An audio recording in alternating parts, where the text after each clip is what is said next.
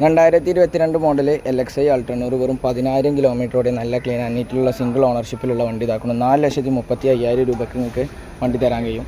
2021 model തന്നെ അൾട്ടർനൂർ വെറും 28,000 കിലോമീറ്ററോടെ single ഓണർഷിപ്പിലുള്ള ഈ വണ്ടി ഇതാക്കണം നിങ്ങൾക്ക് 4 ലക്ഷം രൂപയ്ക്ക് തരാൻ കഴിയും.